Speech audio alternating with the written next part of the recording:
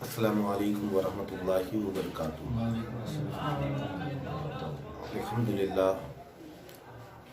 الحمدللہ رب العالمین والصلاة والسلام علی سید المرسلین، اما بعد فاعوذ باللہ من الشیطان الرجیم، بسم اللہ الرحمن الرحیم۔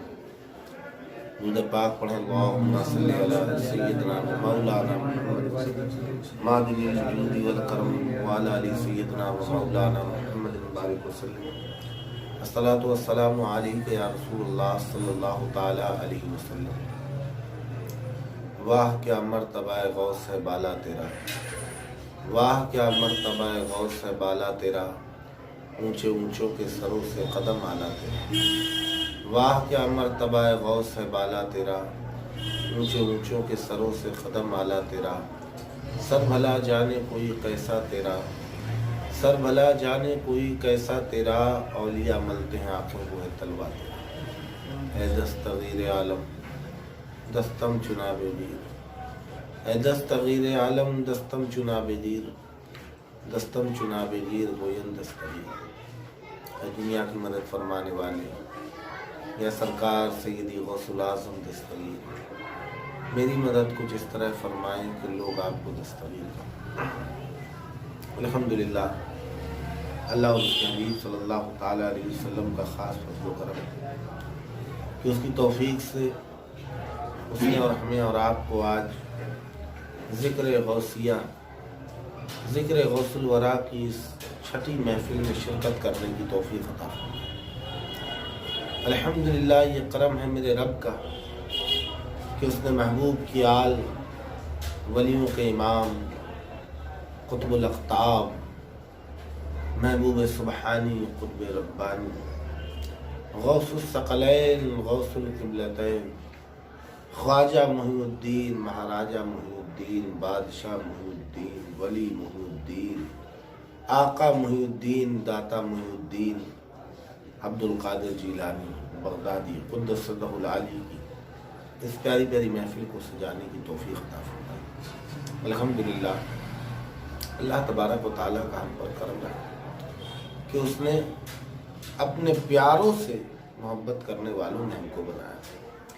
اس کا کرم ہے کہ اس نے اپنے محبوب صلی اللہ تعالیٰ علیہ وسلم کی آل سے محبت کرنے والا اور ان کی زندگی پر گفتگو کر کے ان کی زندگی سے فیض و برکات حاصل کرنے والا بنایا۔ جیسا کہ اللہ تبارک و تعالیٰ نے قرآن کریم میں ارشاد فرمایا، اہدنا الصراط المستقیم، اے اللہ ہمیں سیدھی راہ چلا، صراط الذین انعمت علیہم، ان کی راہ جن پہ تیرا انعام ہوا، غیر المغضوب علیہم ولا الضالین، اور نہ کہ ان کی راہ جن پہ تیرا غضب ہوا اور نہ ہی بھٹکے ہوئے کی راہ۔ کہنے کا مقصد یہ ہے پیارے مسلمانوں کہ اللہ تبارک و تعالیٰ نے خود قرآن کریم میں ارشاد فرمایا، جو سورہ فاتحہ میں روشن جگمگاتی ہوئی آیت کہ اللہ ہمیں سیدھی راہ چلا۔ جب بات سیدھی راہ کی آتی ہے تو سمجھ میں یہ نہیں آتا کہ راہ کون سی سیدھی ہے، جبکہ شیطان نے بھی اللہ تبارک و تعالیٰ سے قسم کھا کے وعدہ کیا تھا کہ اللہ میں تیری سیدھی راہ پہ بیٹھوں گا۔ یعنی اللہ تبارک و تعالیٰ کی ذات تک پہنچنے کے لیے کئی راستے ہیں، لیکن ہر راستہ سیدھا نہیں ہے، ہر راستہ اس رب کعبہ کی طرف نہیں جاتا۔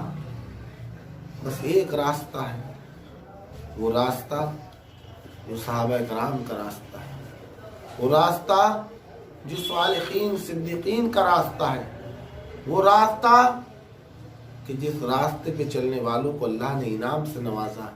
ہمیں کیسے پتا چلے؟ تو اللہ نے فرما دیا، ان کی راہ جن پہ تیرا انعام ہوا، یعنی کہ اللہ نے ان کی راہ چلا جن پہ تیرا انعام ہوا۔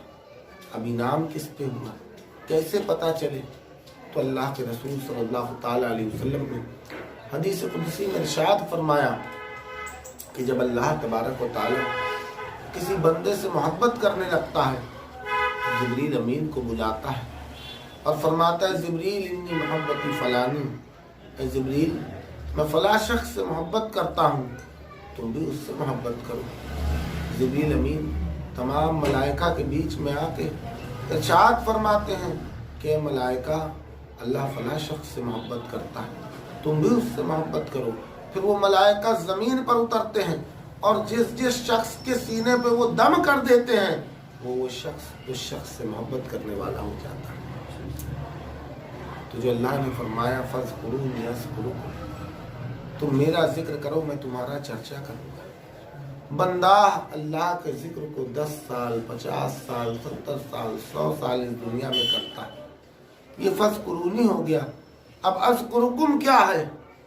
اب اذکرکم یہ ہے کہ یہ جو فرشتے دنیا میں آ کے لوگوں کے سینوں میں دم کرتے ہیں، تو غوث پاک کی محبت جب غوث پاک نے اللہ کی محبت کی، اور جب اللہ نے غوث پاک سے محبت کی تو لوگوں کے سینوں میں اتر کے فرشتوں نے دم کر دیا، اور تقریباً 1000 سال ہونے کے قریب ہے آج بھی لوگ غوث پاک کی محبت میں جھومتے ہوئے اور 11ویں شریف کی نیاز مناتے ہوئے نظر آتے ہیں۔ اللہ نے ان کو انعام سے نوازا ہے، اللہ کی یاد میں انہوں نے اپنی ہستی کو فنا کیا۔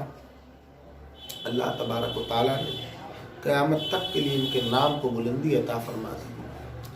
الحمدللہ ابھی تک ہم نے جانا کہ غوث پاک اس دنیا میں تشریف لے آئے، تشریف لانے کے بعد آپ کے بچپن کے واقعات کو ہم نے کل سیکھا تھا، کل جانا تھا۔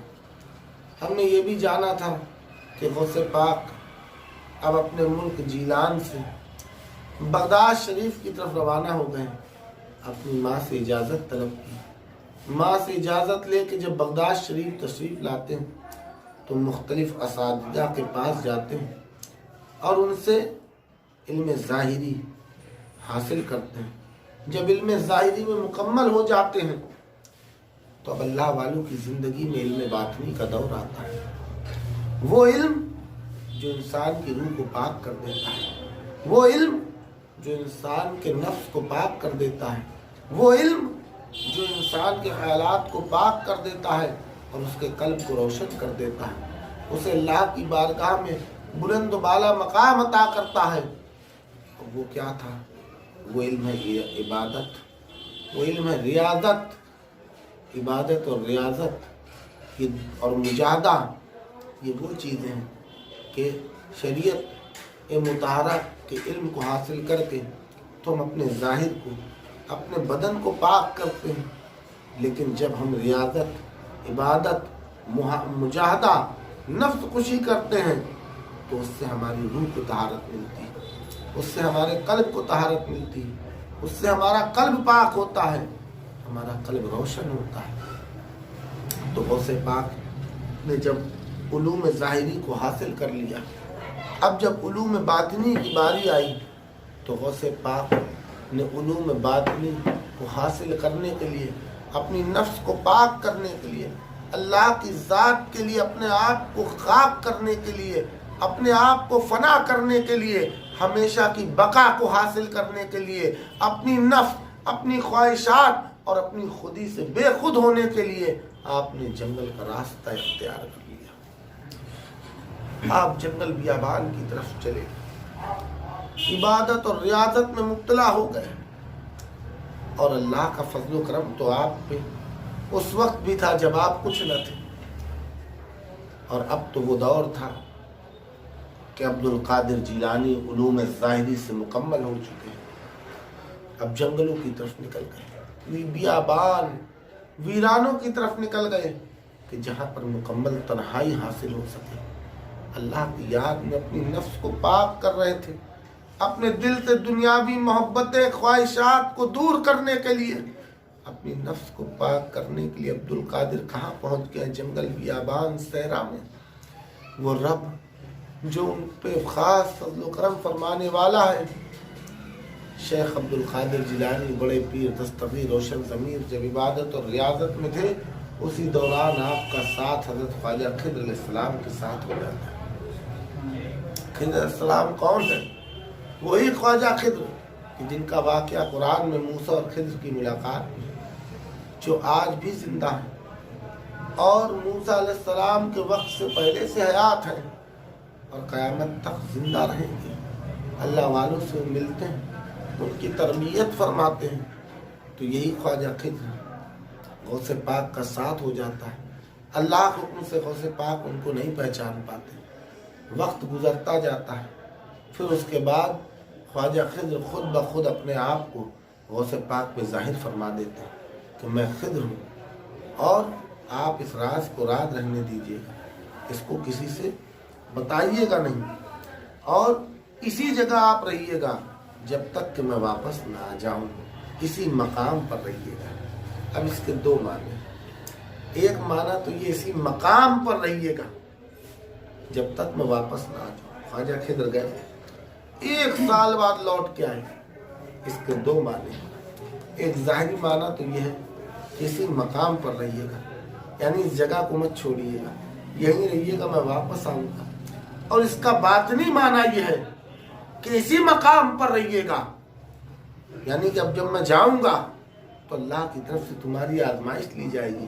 اتنے ساتھ میری قربت میں جو تم نے اپنی نفس کشی کی ہے، جو اپنے آپ کو اللہ کے قربت میں لائے ہو، دنیا کی محبتیں نکالی ہیں، تو اب اللہ کی جانب سے تمہارا امتحان ہوگا. اور جب امتحان ہوگا تو جس مقام پر تم پہنچ گئے ہو اسی مقام پر رہنا، دنیا کی محبت اور لذتوں پہ گم نہ ہونا. تو اس کے دو معنی. ایک ظاہر معنی، جب خواجہ خضر جدا ہوئے تو غوث پاک کے ساتھ ایک اچھا وقت گزارا حضرت خواجہ خضر نے، اور ایک اچھا خاصا وقت گزارنے کے بعد اب جب جا رہے ہیں تو کیا کہہ رہے ہیں کہ عبد القادر اسی مقام پر رہیے گا. یہ جو مقام اللہ نے آپ کو عطا کر دیا ہے اسی پر قائم رہیے گا. تو پیارے مسلمانوں اور خاص طور پر میرے نوجوانوں، اللہ تبارک و تعالیٰ جب ہمیں کوئی مقام عطا کرتا ہے تو ہماری توجہ اگلے مقام کی طرف نہیں ہونی چاہیے، بلکہ ہماری توجہ یہ ہونی چاہیے کہ جو مقام اللہ نے ہمیں دے دیا ہے ہم اس مقام پر قائم رہیں. ہمیں جو اللہ نے نمازوں کی توفیق عطا فرما دی ہے، ہمیں جو اللہ نے اپنی نگاہ کو جھکانا سکھا دیا ہے، ہمیں جو اللہ نے اپنا ذکر کرنے کی توفیق عطا فرما دی ہے، بھلے ہم 5 وقت کی نماز پڑھ رہے ہوں، تہجد پڑھنے والے نہ بن پائے ہوں، لیکن ہم تہجد پڑھنے کی تمنا تو دل میں رکھیں.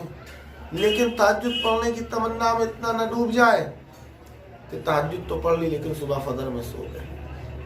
جو مقام اللہ نے دیا ہے یا تو اس سے مقام بلند ہو جائے، یہ نہ ہو کہ بندہ اس سے نیچے چلا ہے. اگر دنیا کی محبتوں سے اللہ نے دل کو پاک کر دیا تو یہ یاد رکھو، ہمیں غرور نہ آئے کہ میرے دل سے دنیا کی محبت نکل گئی، میرے دل سے تو مال دولت کی محبت نکل گئی.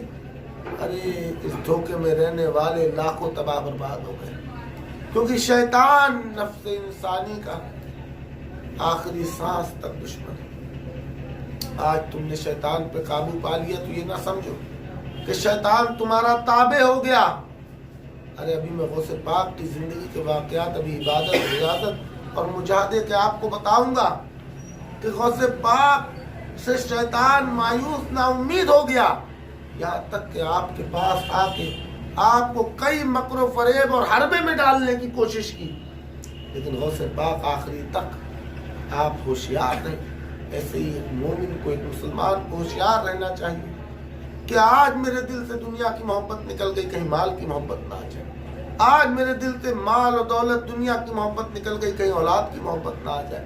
آج میرے دل سے اولاد کی محبت، مال کی محبت، کاروبار کی محبت نکل گئی، کہیں یہ سب نکلنے کے بعد میرے اندر نام اور عزت کی خواہش نہ آ جائے. کہیں ایسا نہ ہو میں غرور میں مبتلا ہو جاؤں کہ دنیا تو گناہگار ہے، ایک وقت نماز نہیں پڑھتی، میں تو تہجد پڑھنے والا ہو گیا. اس شیطان سے ہمیشہ جس مقام پر اللہ تمہیں قائم کرتے پیارے مسلمان، اس مقام سے نیچے نہ گرنا، کیونکہ اگر اس سے نیچے گر گئے تو تمہیں پتہ نہیں چلے گا، پھر سنبھل نہ پاؤ گے. اس لیے جس مقام کو اللہ تمہیں عطا کرتے تمہاری توجہ بس اسی پہ ہونی چاہیے.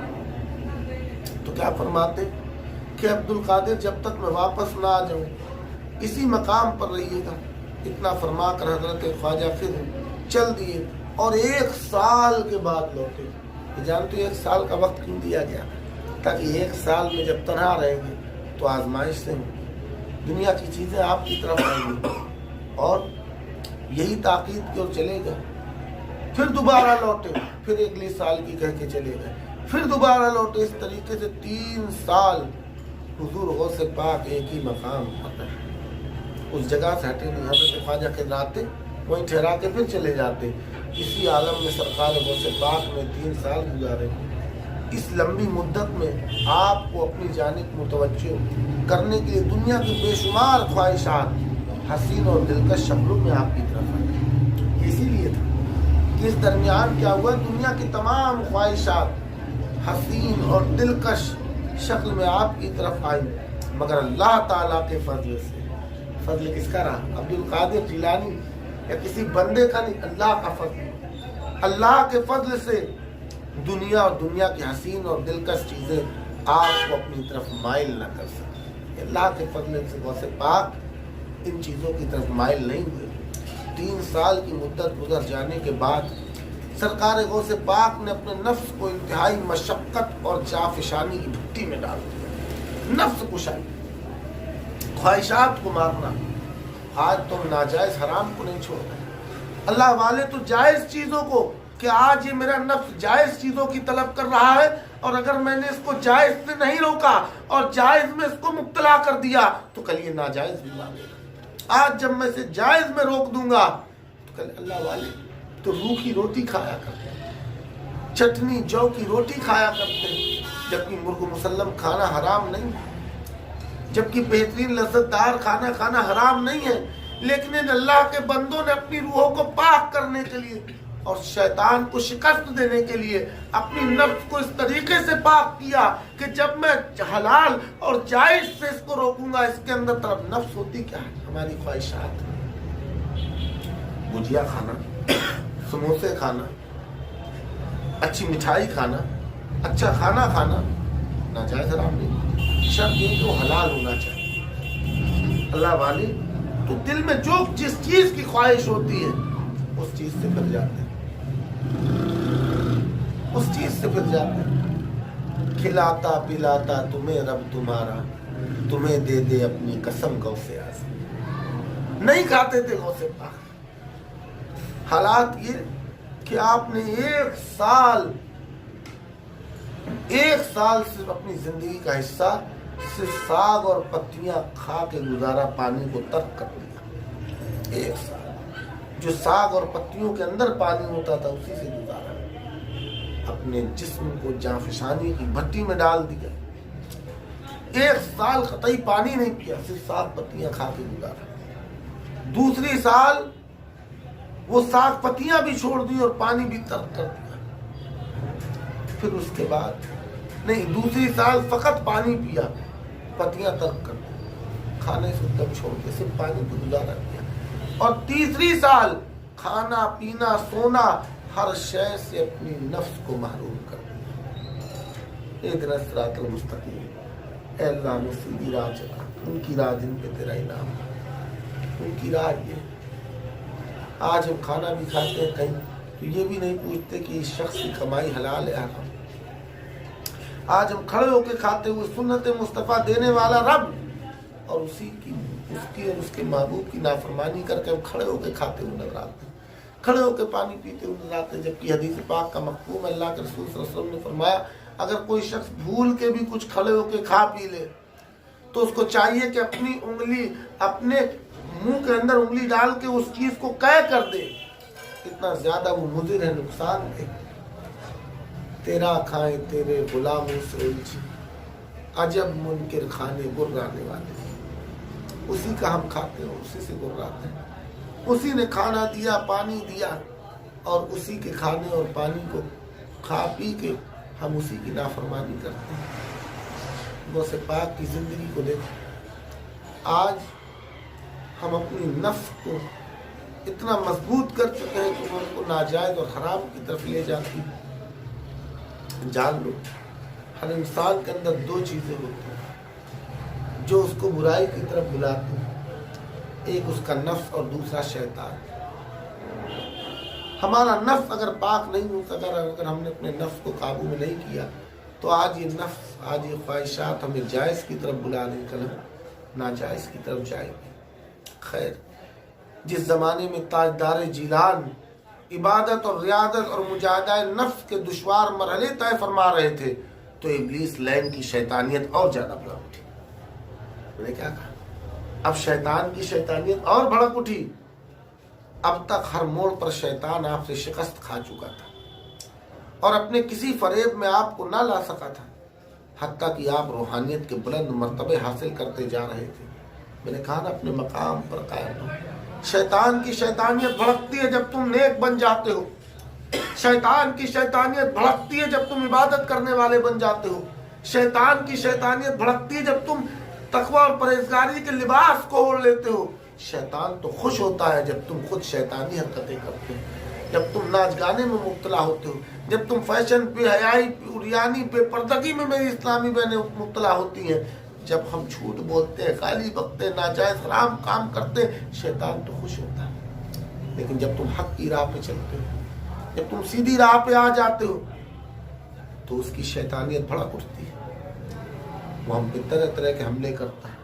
जब गौसे पाक को उसने नहीं छोड़ा तो हम आप क्या। शैतान की शैतानियत भड़क उठी। अब तक हर मोड़ पर शैतान आपसे शिकस्त खा चुका था। ये भी अल्लाह का फजल करम के गौसे पाक से शैतान हर मोड़ पर शिकस्त खा चुका था। अब हालत ये हो गई, अपने किसी फरेब में आपको ना ला सका, हत्ता कि आप रूहानियत के बुलंद मर्तबे हासिल करते जा रहे थे। और ये शैतान से देखा ना जा रहा था। एक दिन परागंदा सूरत बनाए, बदबूदार लिबास को ओढ़े हुए आपकी खिदमत में आ गया, शैतान आ गया और कहता है, मैं इब्लीस हूं, मेरी जमात के तमाम लोग आपसे आजिज हो गए और आपने सबको नाकाम कर दिया। हालात ये हैं कि मेरे सारे हथकंडे में इस्तेमाल कर चुका हूं, मगर आपकी साबित कदमी, प्यारे नौजवानों, साबित कदमी बड़ी चीज है। आपकी साबित कदमी में जरा भी लग्जिश न आए। तो अगर हमें इनकी राह पे चलना है तो हमें साबित कदम होना होगा। अगर दुनिया की मोहब्बत दिल से निकाल दी तो बस निकाल दी। अगर माल दौलत हराम नाजायज को छोड़ दिया तो छोड़ दिया। गुनाहों के अगर मुल्क से हिजरत करके नेकी के मुल्क में आ गए तो अब गुनाहों की दुनिया की तरफ नहीं देखना। अल्लाह ने जिस मकाम को दे दिया उस मकाम से आगे बढ़ना, ना कि पीछे आना। इब्लीस कहता है, आपकी साबित कदमी में जरा सी भी लग्जिश ना आई, लिहाजा मैंने हार मान ली है, अब आपकी खिदमत में रहना चाहता हूँ। ये भी शैतान का मकर है। मैं आपको बता रहा हूँ, शैतान आखिरी सांस तक आएगा, कहता मैं आपकी खिदमत में रहना चाहता हूँ। गौसे पाक ने फरमाया, ला हौला वला कुव्वता इल्ला बिल्लाहिल अलील अज़ीम। फरमाते हैं, जालिम, मैं तो किसी तरह तुझसे मुतमईन नहीं हो सकता। तेरी ये बातें सरापा फितना है जिसमें तू मुझे मुलव्विस करना चाहता है। अभी आपका जवाब भी खत्म ना हुआ था कि पर्दा गैब से एक हाथ नमूदार होता है और इतनी शिद्दत के साथ इब्लीस के सर पे पड़ता है कि वो जमीन के अंदर धंसता हुआ गायब हो जाता है। एक कदम आप चलिए, अल्लाह 70 कदम आता है। गौसे पाक ने लाहौर भेजा, अल्लाह की मदद तुरंत आ गई। गौसे पाक ने तुरंत कहा कि मैं तुझसे मुतमईन नहीं हो सकता, अल्लाह की मदद आई। इब्लीस भाग गया, दोबारा फिर आया। दोबारा इब्लीस आग का शोला लेकर आपके करीब आया। आपने इस तैयारी के साथ हमलावर देखा तो ताउज़ किया, यानी औज़ बिल्लाहि मिनश शैतानिर रजीम पढ़ा, वो चला गया और चंद ही लम्हों के बाद फिर पलट कर आया। फिर फौर आपके ऊपर हमलावर हो गया। फौरन ही एक सवार नमूदार हुआ और शेख जिलानी के हाथ में तलवार दे दी, जिसे देखकर इब्लीस गायब हो गया। दो चीजें देखी, पहली बार आया, हमलावर हुआ, कहने लगा खिदमत में रहना चाहता हूं। शैतान ने अपना फेर चलाया। ऐसे हमारे आपके पास भी आता है, हमारे आपके दिलों में वसवसे डालता है, दुनिया की तरफ लेके जाता है।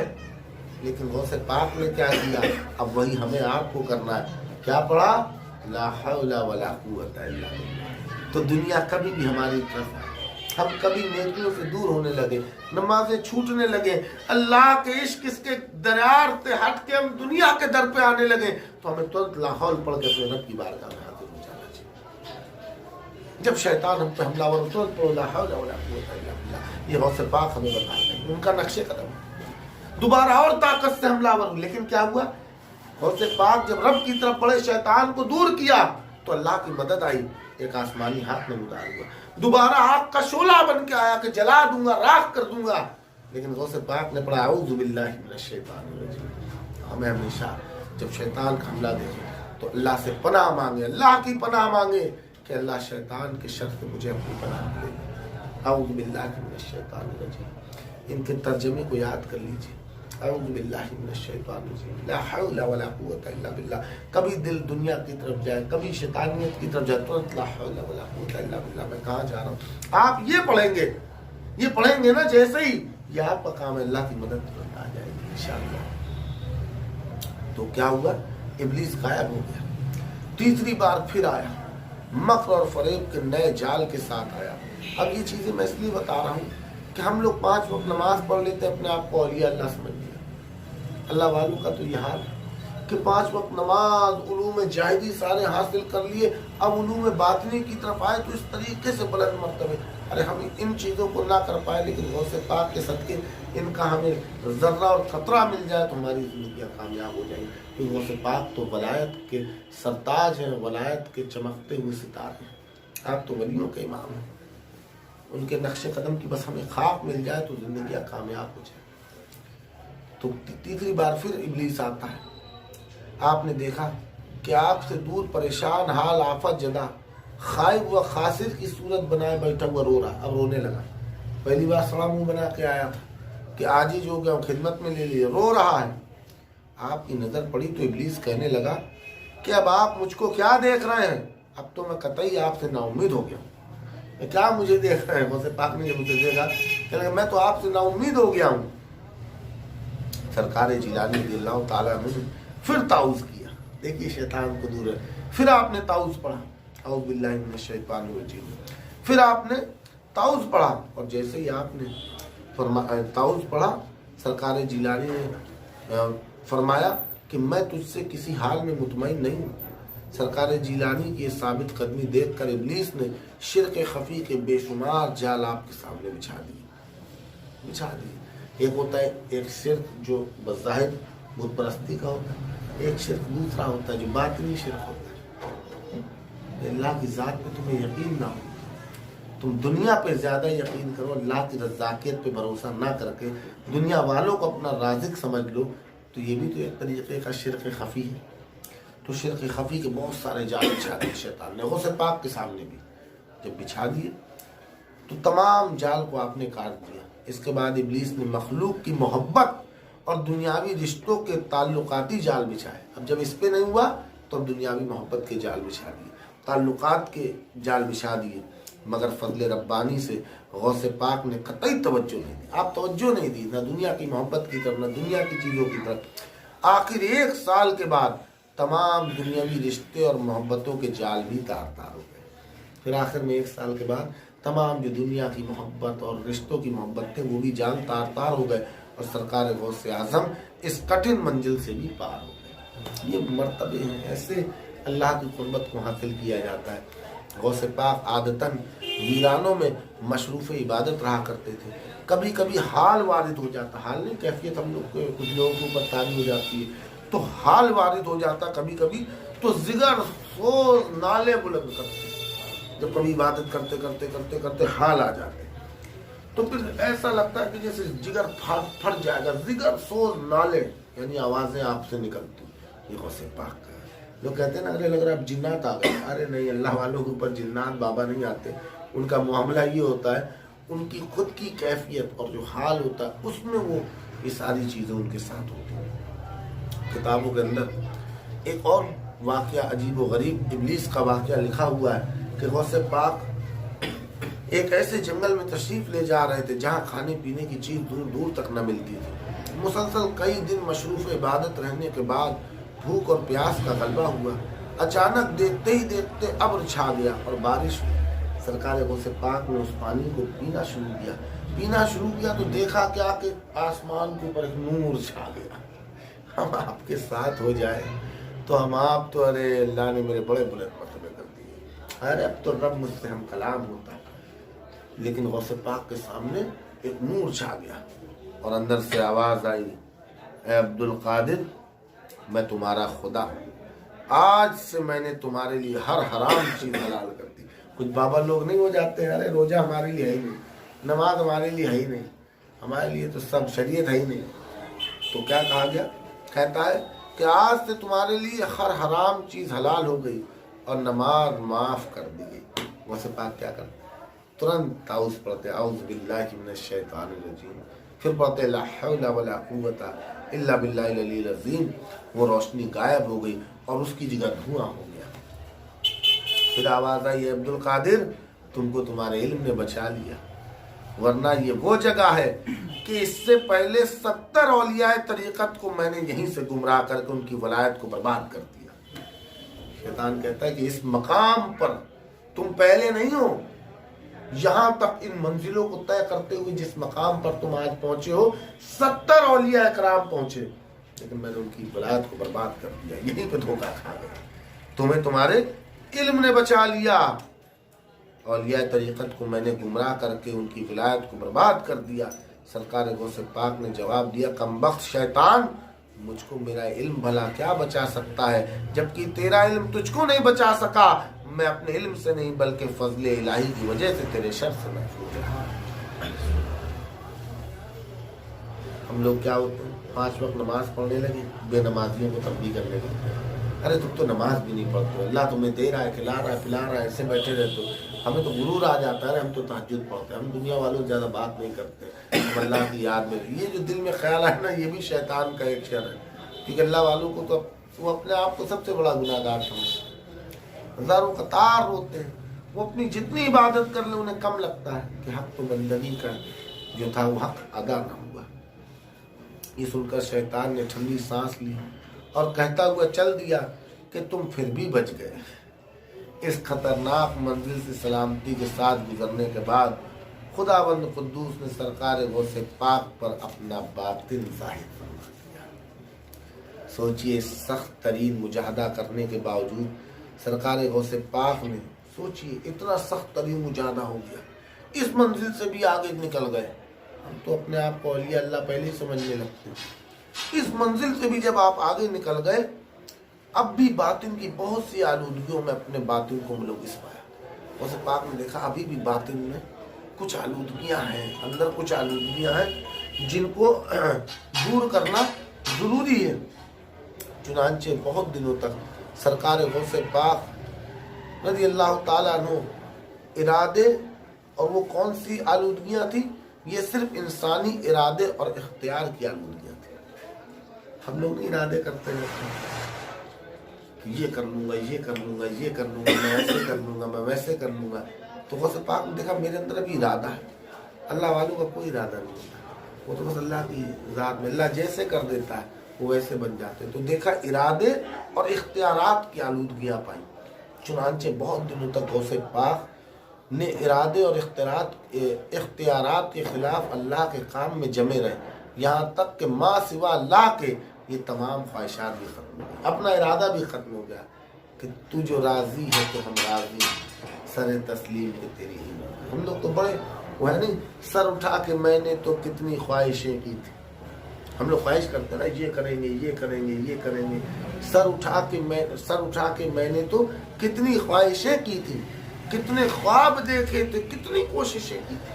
ہم لوگ اپنا سر اٹھاتے نا، یہ سر کو اٹھا دینا، اپنی خواہش جو ہوتی سر کو اٹھا دینا، سر اٹھا کے میں نے کتنی خواہشیں کی تھی، کتنے خواب دیکھے اور کتنی کوششیں کی، جب تو روبرو آیا نظر نہ ملا پایا، سر جھکا کے ایک پل میں نے کیا نہیں پایا۔